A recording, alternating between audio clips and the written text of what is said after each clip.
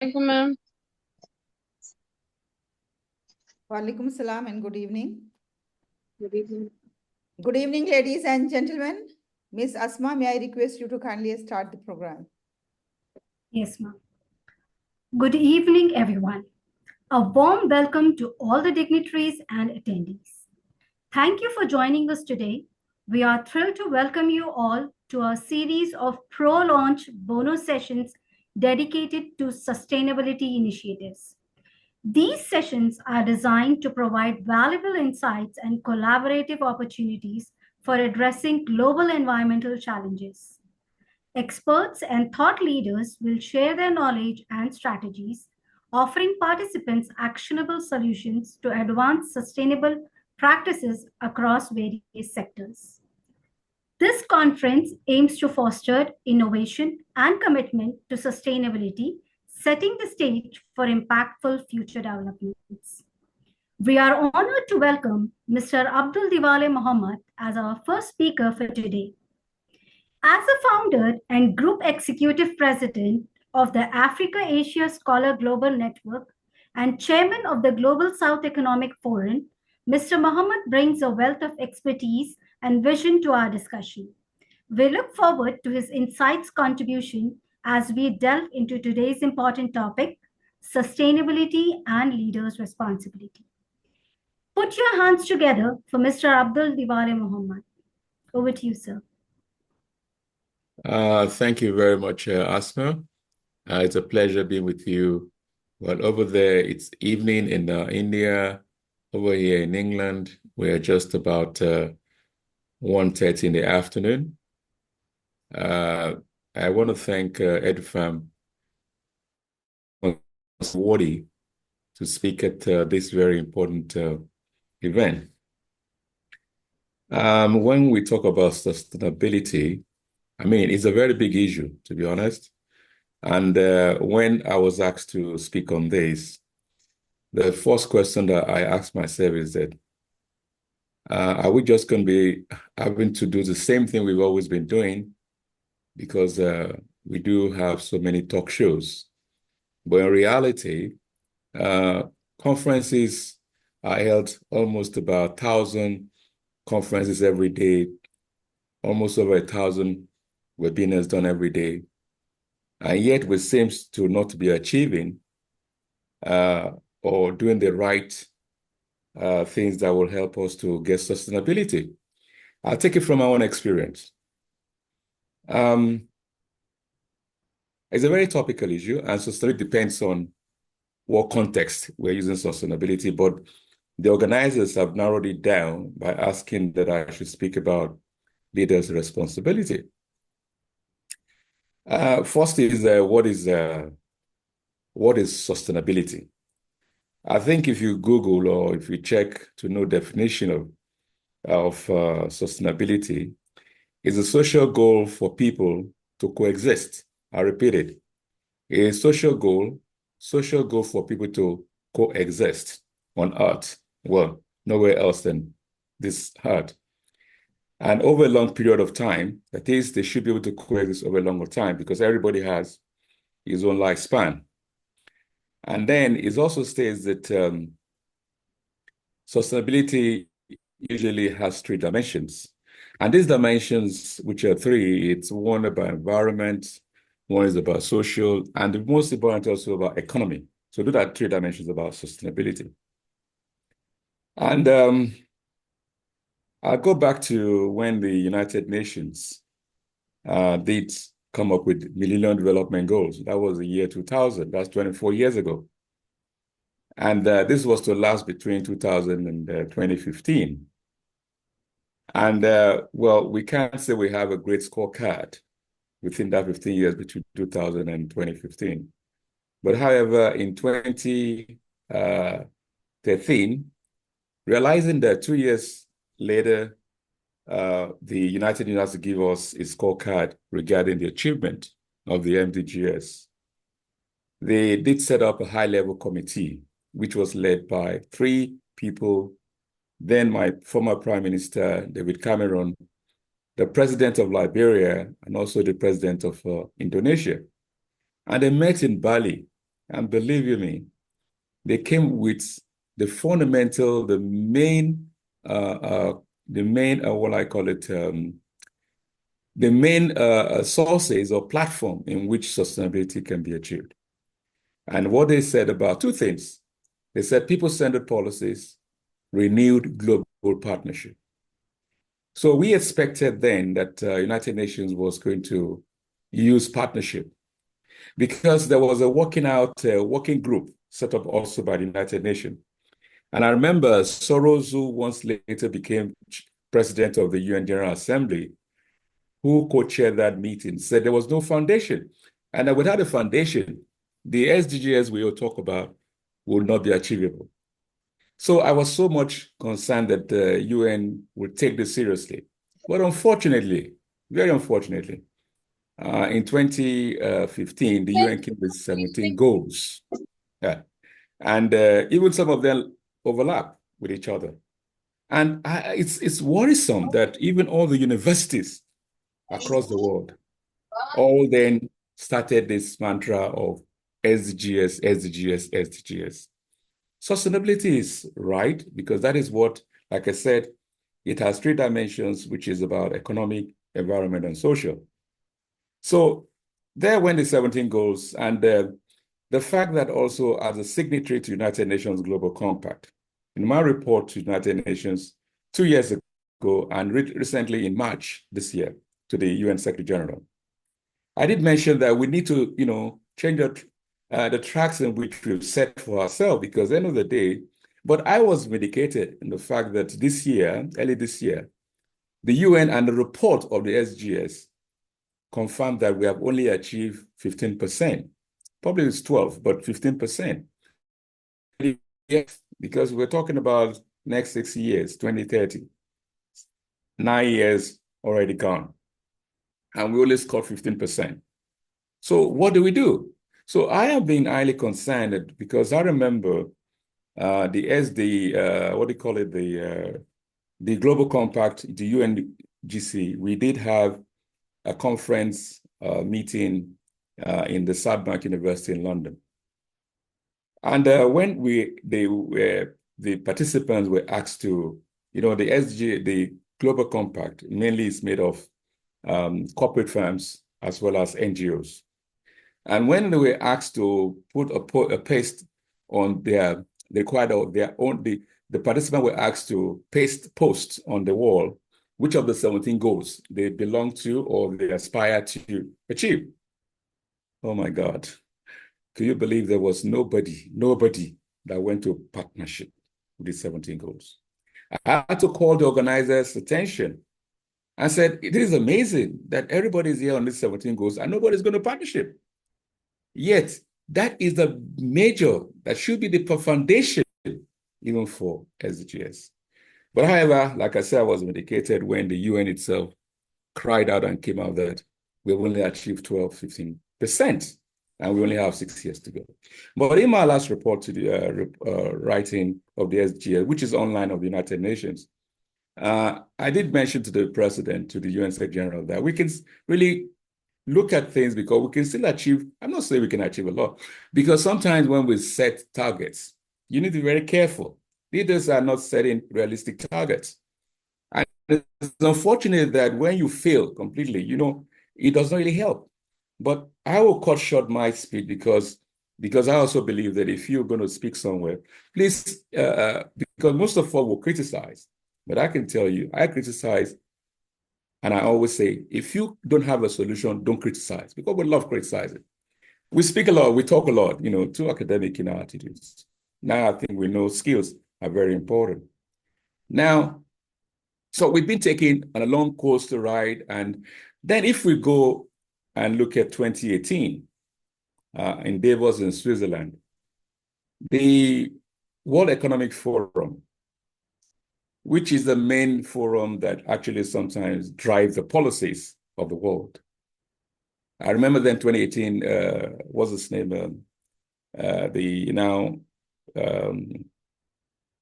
Who was now, the name goes away from my mind. Sometimes even though people say he's a very popular person, Donald Trump. That now then he had the largest delegate to come to that conference in Davos. And that was the 48th, I think 46th, 48th conference of the World Economic Forum, which for the first time in history, they had women to co-chair the conference. And I was very pleased and very happy that at least the World Economic can know the potentials of women. But unfortunately, again, on I could say that they have worldly women from different parts of the world that came in, but except Africa women, which was non-existent at that conference as leaders to chair the conference. And I was pleased about it, and I signed it to the UN. And then that was when it was declared, boldly declared, which I commend also the World Economic Forum to declare that our world is fractured. And I think if and since 2015, 2018, I've never seen anybody that tells me and said, yeah, the world is not fractured and fragmented. But however, what we did as an organization, first of all, is to find out why we fractured system and what can we do to make sure we can rebuild the bricks of our fractured world. So I did a bit intensive research, and then I called for a meeting with the UN Women in New York. And on the 19th of July, 2018, sat at the headquarters of the UN Women, sat with the theme with the Undersecretary General and Executive Director. And I might also state that some of us, when we meet with the UN, rather than being honest and sincere, we feel, oh, now we can join the hierarchy of the United Nations partners. You want to be a member of DESA, you want to be a member of this. And if you don't be a member of DESA or be a member of any other body within the UN, you have not achieving or you're not making contribution to society. And I told the UN Women that we need to also redefine, the objectives and the mission of the UN Women. Because if you look at the animal kingdom, how they protect their little ones, the children, the siblings, whatever. What have we done? We have failed our children. We have failed our children. I used to do years back, about 40 years ago, when I set up something on children. I had an orphanage in Africa and Nigeria particularly. And I then also the first African children organization in UK, in the Westminster.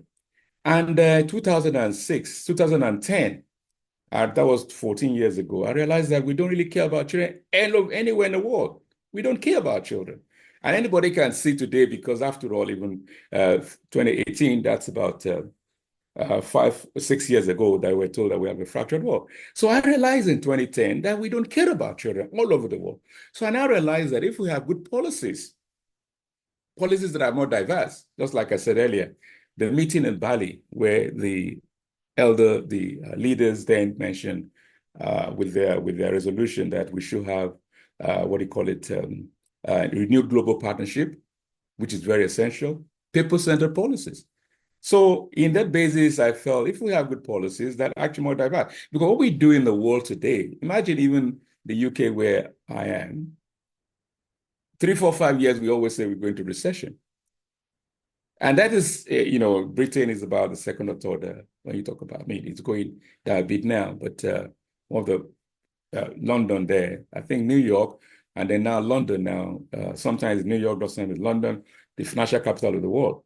Well, sometimes 3, 5 years we say recession. And I wonder, with all the experts that we all over, so the system we have has been retrogressive. The system we have in the world today, where it makes human to compete against each other, whereas sustainability is about, what will I call it?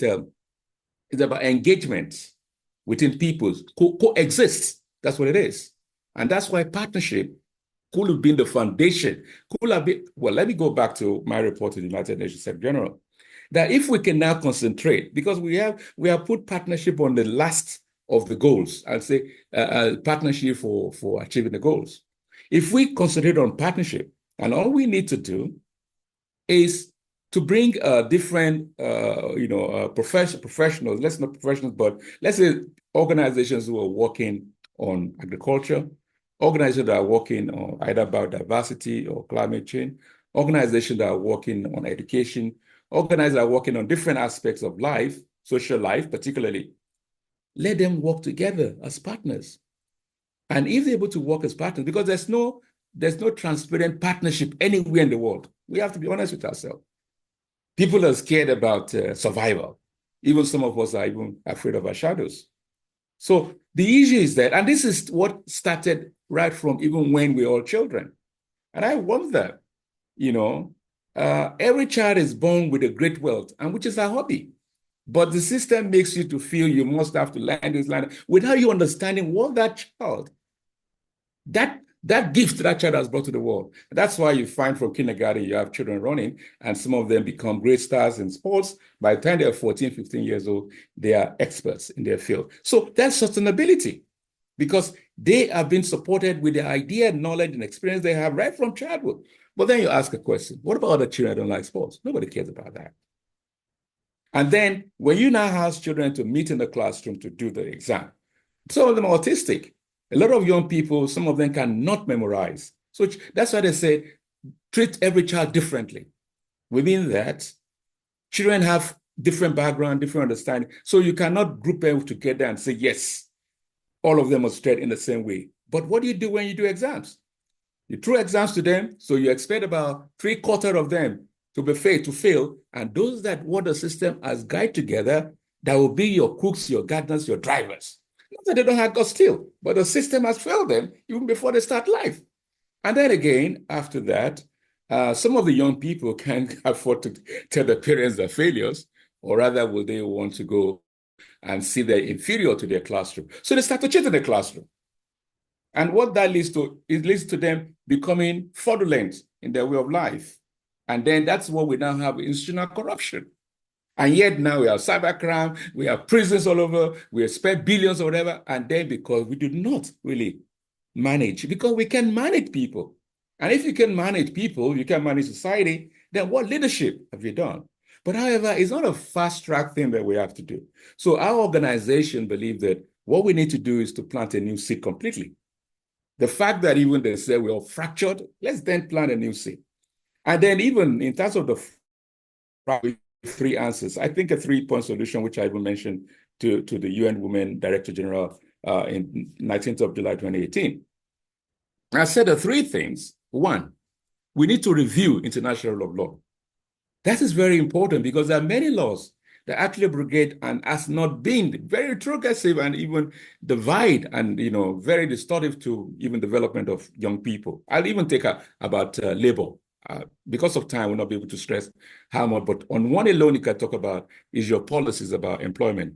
And you see a lot of young people who are suffering under that, but it's almost like a law that goes across every part of the world, the way our young people have to grow up and become, what will I call it, they become not able, in debt, that in their life they're always in debt and their poverty is always there. So then if we start to review international law, gradually it may be in 30 years, 40 years, we can start getting right. We can talk about equity. We can talk about, what will I call it, being inclusiveness, which is there. We have to start with that to be able to have equity. But then, and fairness, judgment, we have to, justice, as I can say, justice, fairness, and, so that we need to look at that. We're serious as human, as people, knowing that we're in this world. It's like a what will I call it?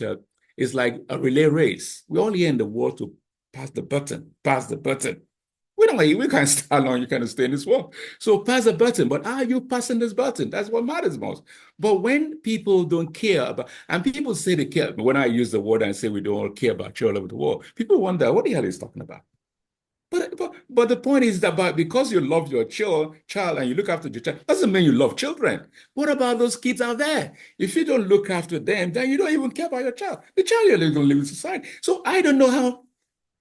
Oh gosh. Now the point is that, like I said, I'm not a group of just criticizing. Our organization has been working over the last 14 years. I personally have raised over 45 million pounds supporting children in my life. But ever since we decided that people don't like children or love children, let's now look at policy. And that's why we went back as far as 2013, 1955, what happened, the Asia-Africa Conference in Bandung, Indonesia. And we felt that was, if we can be, because what they've done, they still mark their 60th anniversary. Next year is going to be 70th anniversary. Indonesia is already planning how they're going to successfully celebrate 70th anniversary of Asia African Conference. But what have you achieved with it? Because the governments are meeting, they're discussing, but they don't involve the civil society. So what we did was to set up the Africa Asia Scholars Global Network. And believe you me, because some of us are too in a hurry to say we want to make change. It's not possible in the world we are today. You have to, even I can say what I'm doing today, I may not be able to see the dividends coming up during my time, but all I'm saying is let's lay the foundation for change. And so what we're doing, because a lot of people have been frustrated with the system, they want to do good things or whatever, but they get frustrated. I remember when even the UN Secretary General agreed that there's racism within the United Nations. It's like it's come like a claw. So what I would ask is that we need to reform, and not just reform, because even when Dr. Kofi Annan was there, Secretary General, may so rest in peace, he even came up with this SDGs. And then with the current president, the current Secretary General of the United Nations, he is a very fact. I love him as a person because he's very sincere. It's like he wants to do a lot, but example is what is happening in Gaza, in Palestine, Israel, when the whole world said, Israel, stop this war. And what's happening? Nobody. He said, well, everybody go to hell if you can. So what is the law we have today? That tells you the decadence of our society. And then we said, let's first look at the rule of law. Let's start to see how people are being marginalized. How can we start finding equity, justice, and fairness in that? It might take 50 years before we get right. Let's start somewhere. That's number one. Number two, because I only have three. Number two, if you look at the morals of what do you call it? Morals are totally gone in our education, our society. And so more young people, no respect for elders. The rest of it is all there. And we all accept it. We all say it, and we do not do nothing about it. So the second one is about we need to not review, but we need to, we talk about morals, we talk parenting and teaching. They're totally gone. So we need to go back to raise the value of parenting and teaching, so that parents can be able to do what is right, to look after the children, not just the children, because and then they have to look at the children. But let's try to review and raise the value of parenting and teaching. It's very important. And there are many ways to do it, but it's going to take a while. Because at the moment now, it's like nobody cares, in parenting, nobody cares about, because we rather spend money, like I said earlier, make them monsters, build the prisons for them, and at the end of the day, what happens? So we have government that, end of the day, and people ask, who is government? People put people into position of governance. But then there is no trust between the government and the people. The people too, between the people and the government. So, and then people go and vote and pay tax to the government. And when it comes to the issue of working with government, most of them would say, oh, leave them alone. Then I ask the question. If you don't believe in the governance you created, why did you pay tax? So the basis is that we need to go on a drawing table. Well, I've said about raising the value of parenting and teaching, bringing the morals back. The third one, which is very, very important, is about the African adage. It says it takes a village to raise a child, not a family. At the moment now, it's just my family, my family, my family. Your family, you're going to meet people you never even met before. Your children are going to meet people in an environment that you never even expect. But then all you say is my family. Whereas it takes a village to raise a child. Until we all believe that every child is everybody's child. And so all this is going to take a while to do. But let's start the process. Those are the three things that we're working on, which will be the basis for the new seed we're planting. And we are searching for people who care about humanity, because humanity, we don't care. So we want to find people who believe in humanity. Let's come together. There is so much we can do, because we have failed in managing human beings, in managing people. And that's one of the things that is missing even in our universities. When you go in university or in the schools and then you're not taught about how to manage people, then how can you be an entrepreneur? Because at the end of the day, you're going to have to look at some people. And the most important is to manage, to invest in people. It's the greatest achievement you could make in life. Because when you do that, it is a level of building trust. So when I said earlier about the issue of we have to do research and find out what is the best way rather than having put children in a classroom for them to do exams, knowing that for the quarter will be failed, so they can't move forward, they can't go to university or go to technical school. What do? So what we have, even I say, give example. When you take children to the laboratory, you don't have, you always have them in groups in the labs. So if we can do that, what happens with that is that in the lab, like when you say, turn the larva to pupa, turn pupa to butterfly. It's been done in the what they call in the lab. So what happens there is that because the kids are working together, so there's no someone to say, oh, I'm better than you, you're better than me. But the point is, it even builds partnership, it builds trust among the children. And so that is something that they live with, they grow with, and make society a better place. But when in society where everybody is competing, I always ask a question. If, for instance, a minute or two, the hair is not there for you to breathe. We know if you go to the hospital, you might have to pay oxygen. You know how much expensive to get oxygen, to get hair. But you are getting it free. And then again, we have the large arable land for us to crop even ordinary, the war between Ukraine and Russia, just the wheat alone. A lot of countries are saying, they're going to, there's no there's food insecurity. With the arable land we have, everybody wants to work in the office. Everybody wants, and then at the stage, I always ask the question. We talk about building smart cities. Smart cities for who? When I look at Maryland in Washington, D.C., you see the level of people moving from Maryland into Washington, D.C. And in the night, in the evening, about 6 o'clock, you see a lot of them again. It's like a movement. So I wonder why this large number of procession from in the morning all moving. And why do that? Because they can afford to live in Washington, D.C. Just like you have in New Delhi. Let me give you an example in New Delhi, and you have the closest city, Nadia, and the number of people moving and the traffic and everything. And yet, it creates a more problem when it comes to health issues. Why are we not developing the rural areas, the rural communities? And there are many ways in which you could build habitats, we could build properties. We're doing research now, most of the properties that have been built with bamboo, with rattan. And so there are ways to reduce the issue of poverty. But the point is that we are looking after a few people to look after, and you can have 10 people to look after 10,000 people. You have to empower more people. So we disempower young people almost every day. So when we talk about today now, is no longer about your certificate. It's about skills. What skills have you got? So it took all many years to now find that the issue of having to further go into, I want a big university, because the young people, if it doesn't get university, feel, oh my God, I'm a dunce. But it's just after almost how many, 4 decades, 5 decades, or 20, 10 decades, we now realize that, oh, skills are much better. And then artificial intelligence, fourth industrial revolution has caught up with us. And now even most universities are not changing their curriculum, knowing the fact that most of the profession would be needless by the time our young people come out. And you also realize that most of and I always say something when I think Brawijaya, that was how many years back, when I was asked to look at the issue of university entrepreneurship. And then I realized that in the universities, we have very, very innovative lecturers, which even this is something that's spread across the world, because we have a structure in our universities which is totally also retrogressive or non-progressive at all, because you have 15% of our lecturers highly creative. But guess what?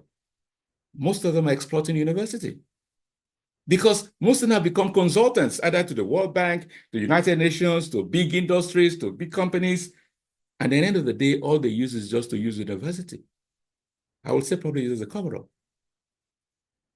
And then you have another 15%, also very creative lecturers.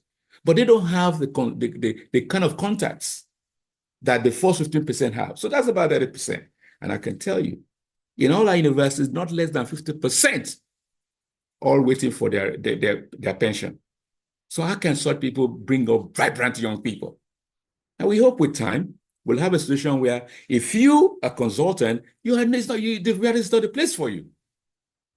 So that you can concentrate 100% of your time on these young people. And also the aspect is that this university is also, these lecturers, is that most of them have never worked before. They've used all the time in the classroom teaching young people. And so we're asking, if you don't have an work experience, you can be teaching young people. Because most of these young people, when they graduate and they get out there, they are in a totally different world. And so they've been misled. But now, going to SDGs, I've mentioned about that. We mentioned the fractured world. The aspect there is that what do you do? So what we did, I remember it was 8 years ago, the former president, the former Secretary General of the Association of Arab Universities was very impressed when we said there's need. Because it's unfortunate that 85% of the population of the world, which we call, is based in developing countries. And that's what we call the Global South. And it was when I saw that the World Economic Forum, there's not much impact we can see from the World Economic Forum that impacts on the life and environment of the people in developing countries. And that was what led us, after the meeting with the women, UN Women in New York in 2018, that it led us to establish and register the Global South Economic Forum. So our process now is to look at Global South Economic Forum. And our main task is to work closely with the G77 at the UN, where everybody calls up UN. But most people who even are leaders within the developing countries of Global South don't even know about the G77 at the UN. And yet the G77 at the UN, which is the largest body in the UN itself that represents developing countries, they hardly be known. And they are marking their 60th anniversary, 60, this year. That's 60th of, so the issues that we want to see how much we work with them. And you also have what is called the South Center. You'll probably remember years back, we had the President Yerere that was chairman of the South Commission. And that's what transcends where you now have, I know that over the years, the United Nations, quite a bad thing, I think that was 1949. 1949, they've had this idea of the Global South. And then I think 1978, they then have a technical meeting which the mayor had in Brazil, and then they came up and then they set up the UN office of the South Corporation, which is also responsible now for developing countries. Because if we don't take care of developing countries, the world can never, ever. And that's why my concentration, my organization is on the Global South. And what we've done, what we've achieved, and I want to commend the current Secretary General of the Association of Arab Universities, the current Secretary General of the Association of African Universities, the current also of the Association of Asia Pacific Universities, and even I commend the Asia Pacific Universities, AUAP, so much because since 2012, we've been working together, and that I'm on their board, on the advisory council. And I'm an Asian, and I'm African. So, Mr. Abdul, actually, we are going to have you as a speaker in our conference. And since this is a like corner meeting, so here we have limited time. So inshallah, we will be listening to you in details on the main day of the conference, when we have the conference on 14 September in Dubai. So you can wind up your speech within 2 minutes, please. Even you gave me 2 minutes, thank you. You've been very generous. You see, it's unfortunate, to be honest. It's very unfortunate. I cry sometimes, and most of us are not ready to sacrifice. But the fact that we breathe alone, I think we got a great gift that we breathe. But we fail to realize that. And most people are asking for something. They're asking probably their God. They're asking people, but they never ask themselves a question, how much have I given? If only we understand one thing, that we don't own our lives. We're all just walking corpses. We're just here, because we all have a time. There's a time for all of us. And if you realize that, we need to see how much have I given to society. And so when you have leaders, the leaders are the people you believe that have the sense of the spirit of humanity in them. But unfortunately today, even most of our young people, they want to become celebrities. And none of the media will tell them that once you become a celebrity, you are a product. You are a product. And most of the celebrities, they live false lives. Because I remember when I was young, my mother used to say, don't you deceive me.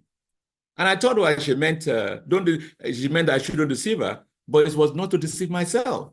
So I think morality is very important because leadership, it entails a lot of things. So basically, and I want to thank you for saying that you like me to, and I'll make efforts to ensure that I could attend. But I'll tell you that the foundation for SDGs to at least be a bit successful to a level is for United Nations to try and ask or get organizations in different fields to see what they've achieved in partnership. And when people can see that groups coming together, they are achieving better than when they're alone, maybe that will start instilling about issue of trust among ourselves. And one of the things, if you look at the record of each president of the UN General Assembly, which is topmost whatever in the world today, most of them that come in, they always say, and they only have 1 year. They always say, I would try to instill and build trust. And trust is the greater thing. If we can't trust ourselves, can't trust people, what is the essence of community? We need to start thinking of partnership, because all we always say is that, how am I sure I'm going to have my daily bread? How am I sure that I can sustain, my organization, because I cannot tell people in the meeting about other things. So we need to start believing that there is more for everybody when we come together than when we are just alone. And this is very important.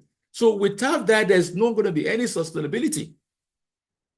Because when there's no trust, and when we say that we talk about fractured world, which we all know what it is to be fractured, a fragmented society, that's what we are. And then we talk about sustainability is about social, environment, and economy. Ask ourselves, what have we achieved economically? What achieved environment? What achieved social? I think we need to rethink, and we're close to this United Nations, I think a forum for something which they're having, and I think we come with a newsletter on that, and to see whether the UN would change rather than going 17 goals. They say poverty, and you cannot eliminate poverty. All you can do is to reduce it substantially. So we need to be careful the words we use, even when you lay those who put the demo of the United Nations, whatever. So we need to be honest with ourselves about humanity. Let me use this to thank you all. And we're willing anyone can get in touch with Dr. Halima Sadia, who is also a member of ASGON. She's been a wonderful lady. Because she was played a lot of part when we said we're going to create what you call the Global South Research, Innovation, Peace, and Technology for Sustainable Development. And I'm glad that even the Prime Minister of Jordan accepted to be a patron of that. We were supposed to launch the Global South Investors Association in Jordan, but unfortunately, with the Palestine and Israel dilemma problems, or the war, so-called war, it wasn't a conducive for us to be able to go and launch the program. So we're working with other countries. We're working because we believe that whatever we do, we work with government. We are government. So why should we work differently? The civil society should be patient enough to try and build a trust among those who are in the government. Maybe they need some cooperation, they need some understanding, they need some education, whatever. Build their trust and work together, because if you work alone as an NGO, you can't achieve much for the society. The government is so powerful. Work with them to trust each other, and they to help more to elevate the level of those you're helping in the community. Thank you very much. And I also want to use to thank Dr. Ram. What you've been doing, I think I've been by the side watching the great things you're doing there in Singapore. And Dr. Sadia, I also commend you for great work you're doing. So thank you very much. And I wish you'll have a very wonderful conference in September. Thank you.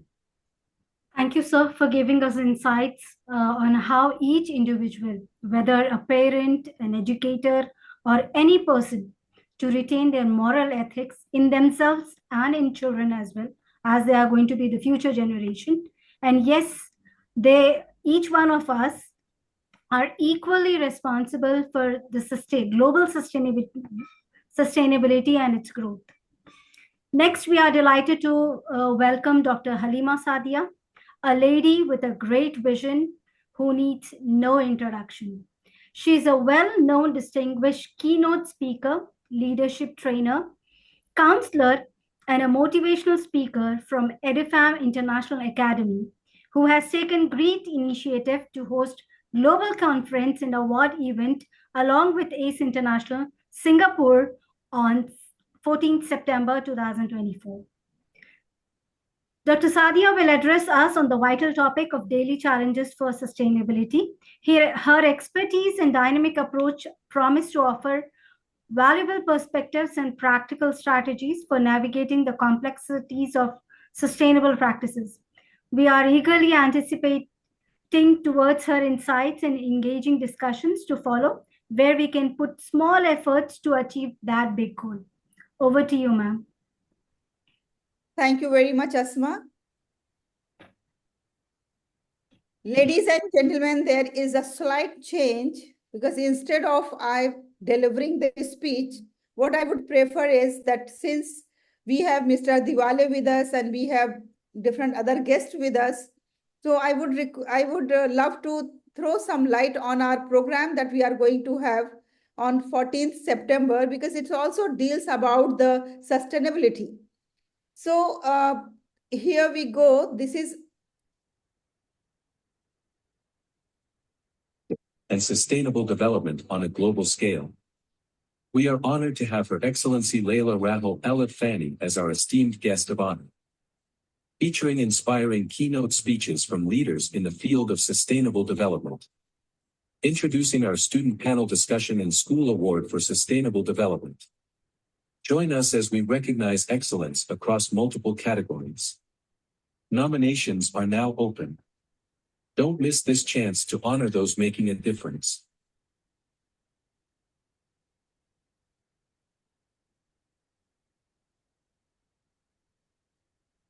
So this conference is aiming towards sustainable development goals, not only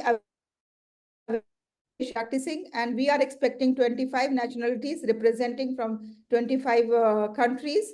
Along with that, our purpose is to foster the global leadership who are concerned about the sustainability, as Mr. Diwale has just now mentioned, about different policies, different forums, different programs, and plus share best practices because there are many countries or many nations, those who are already practicing. If that can be shared on one platform, then it is going to be a collaborative effort that will be a motivational thing for other countries as well to follow them and to contribute in this regard.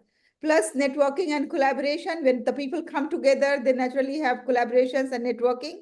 And one more striking thing is that we are recognizing the excellence. The people, those who are doing, even we have included the homemakers, those who are putting in efforts at their homes for recycling, reusing, for repairing, for taking care of the water conservation, taking care of the energy conservation, then taking care of their local shopping and marketing and promoting these type of healthy habits. Even we are recognizing those excellence as well in this conference, so that we believe that even a small step can impact on a huge scale. So as Mother Teresa has rightly said, that do the small thing, but with great love.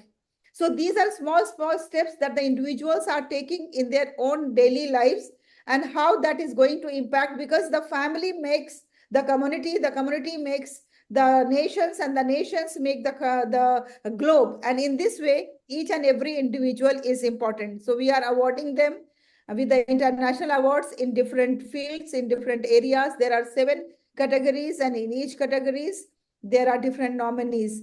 So in this, they are going to get the recognition, they are going to get the networking opportunities, and of course, the visibilities. And then we have there is no fee involved in the award, or there is no fee involved in any way. Only the conference registration fee is very nominal fees. That is called the venue charges, that everybody whosoever is joining in this conference, they all are supposed to register themselves on a nominal fee. Her Highness Laila Sheikha is a very great influencer here in UAE. We have invited her as guest of honor. And our patron is Sayyid Anwar Bari, who is here in UAE since last 40 years. And it is really a great... Recognized by Edufam International Academy. I'm proud to Dubai on September. So there are sponsorships available. If you want to sponsor this event, if you are aware that the importance of this event, you are most welcome. And Mr. Diwale, you are already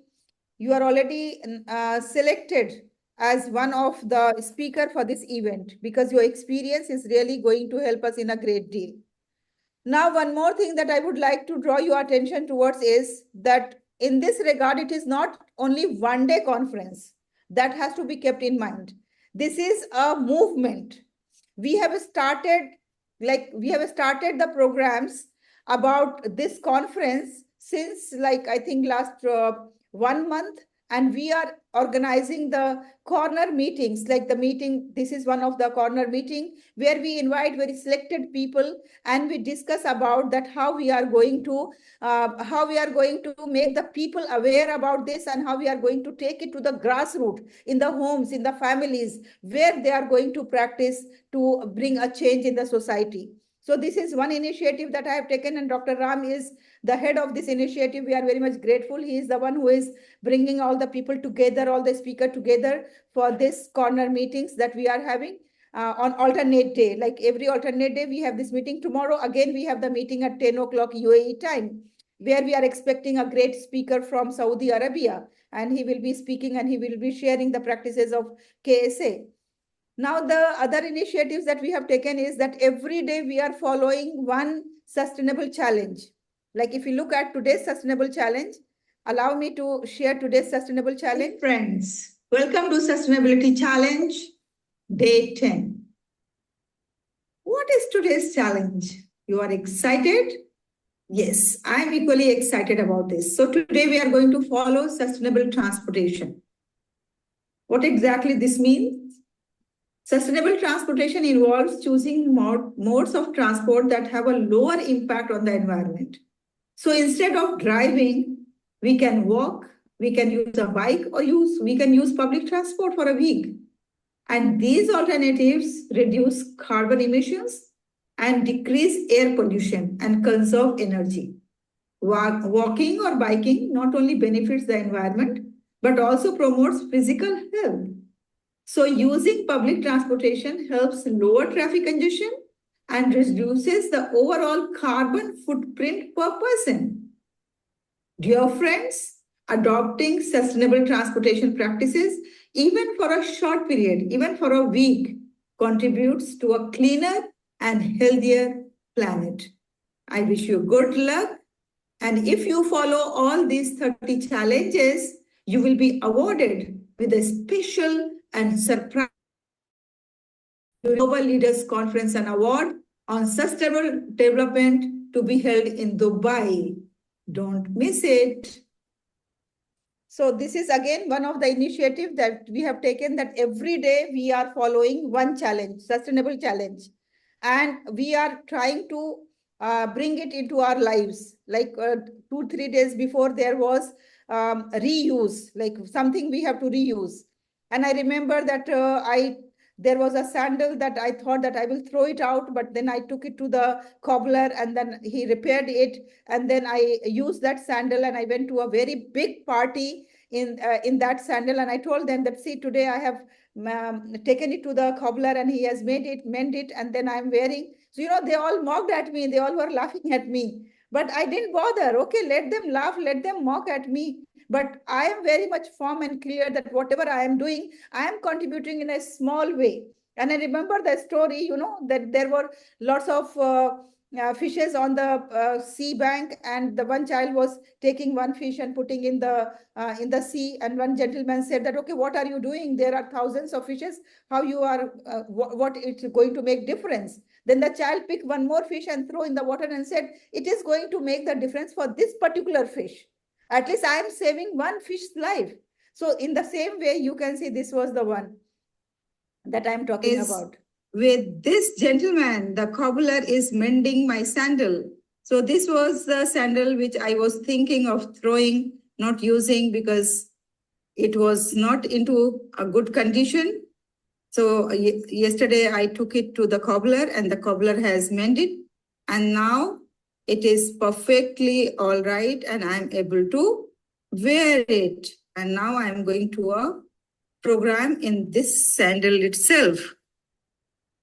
Now, coming to today's challenge, today is so likewise, every day we are having one challenge where we are trying to practice those small thing, how we can conserve water, how we can conserve energy, how we can promote like home gardening, kitchen gardening, and these type of things. So this is another initiative that EduFam has taken along with ACE International and Resolve Asia. Good morning, friends. Welcome to So my dear friends, these are the initiatives taken by EduFam, not with the intention of only organizing the conference, but with the intention of bringing the awareness to the grassroots level and changing the mindset of the people.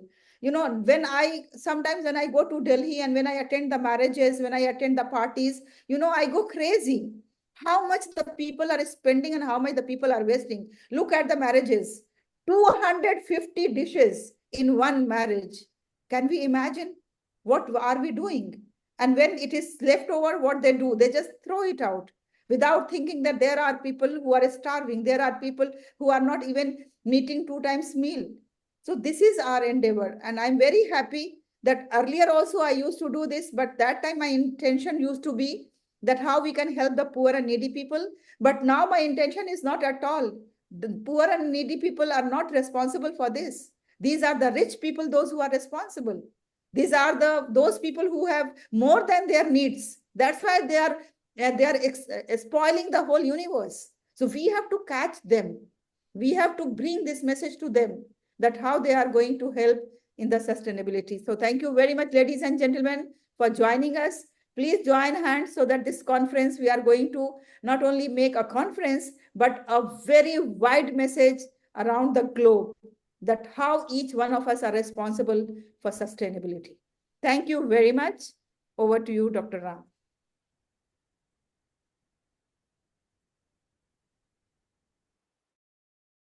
And then the concluding remarks.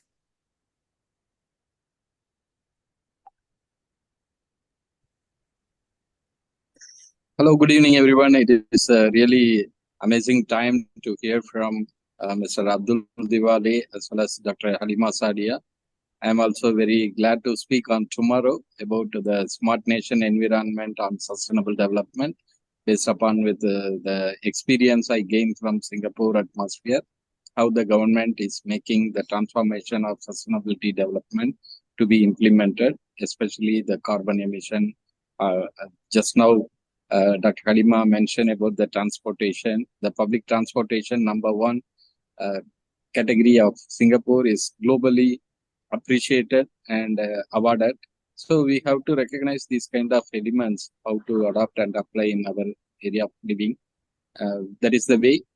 So I have to thank Dr. Halima Sadia for making all these great efforts to coordinate the Global Leaders Conference and award session. I welcome you all to apply for this conference and getting awarded as per your category of recognition. It is the time for us to handhold together, make the transformation for the world to keep forever, not only for us, also the next generation. Thank you. Over to Asma. Thank you, sir. We shall conclude our meeting now. Hope to see all of you tomorrow. This is question answers time. If anybody has any questions, any sharing, they are most welcome. I can see Nix here. Hello, Nix. How are you? Assalamu alaikum. Wa alaikum salam, Dr. Halima Sadia. Wa alaikum salam. So how are you? I'm Thank good. you. Oh, why you keep your chat disabled, you know? Chat disable, actually, there is a story behind that. Oh, actually, because I'm the part of G20, COP28. I'm the part of the UAE government since last 24 years. So I'm in the journey of sustainable world, okay? Because any kind of the waste is converted into hydrogen, LPG, and coal, you know. So it's a very interesting event you have in 14. I'm also available from Dubai on 16. I'm coming for one of the similar kind of event. I'm the one of the speaker. And my sister is a guest of honor in your event. Her Excellency Leila. Oh, thank you so much. So nice. So because I'm happy to see to all together, maybe I make up my plan again. I will be trying to be reached there on 12, so I can be a part of your sustainable journey. And I'm thankful to Mr. Balakrishna from Singapore. Okay. And So Al-Mukhtar because, from Saudi Arabia. sorry? Al-Mukhtar from Saudi Arabia. Yeah, because I'm working with Saudi Arabia because I'm the part of Vision 2030 with King Salman since last 6 years. I know the family. Okay. So I'm part of the Sheikh Zayed Al Nahyan, the president of UAE, because Dr. Abdul knows all these things, but we are always in silent, less success will be loud in society. So thank you so much. Thank you so much for your time and your vision to the sustainable world, because we always support you, and because I have some projects we in the Middle East and MENA. So if my Australian partners and some European partner will be available, I can bring them into UAE, into part of your journey. Okay. Thank you very much, sir. I have given my WhatsApp number. If you can look at this, I will be very much grateful that we can communicate through WhatsApp. There was some incident recently happened in the chat box. That's why nowadays we are disabling it. Some unwanted element entered in the meeting and they started spreading the bad things through the chat. So that's why we are disabled. Yes. So I'm very we are making one event on 20 and 21st in Dubai. Is again in sustainable, is a management, education, and emerging technology in a global stage. Yeah, our support is always with you, sir, and with all your initiatives, and we request your support for this initiative. Thank you very much. If you can make it, then will be grateful to you. So I will try my best because I just came back 3 days before from Dubai. Okay. So you back home, So I will send you the WhatsApp. Okay. So. Okay. Since this is in hybrid mode, so it is possible if you it will be lovely if you are here, but if you are unable to make it, then at least you can be on the virtual platform, as Mr. Diwale is also going to be on the virtual platform. No, my sister is there. So so it's because I'm supporting her in the sustainable worlds because we initiated I Am Africa. If you are in Dubai, so my sister very well. Yes. Right. So thank you so much and shukran, kulu tamam and masalam to all my brother and sister of Saudi Arabia and Dubai. Okay. Okay. Thank you very much, everyone. Thank you, Mr. Mukhtar. Yes, Mr. Mukhtar. Yeah, thank you all. Here is Al Mukhtar from Saudi Arabia. And I am really very happy. Yesterday I joined with you and today. And tomorrow, inshallah, I will also prepare for 10 minutes speech for with regard to the project management and the relation with the sustainability development. So I hope it will be brought to a good level. And I think this type of platforms are very critical for us to share and to really share the knowledge and encourage every member to move forward and to create a situation for success. I hope we can do it, and inshallah we will do it. And this itself is the partnership where Mr. Abdul Diwale Muhammad was calling for the partnership. This is really a reflection of partnership, and we need to really extend it further and further. Thank you all and wish you the best. Thank you.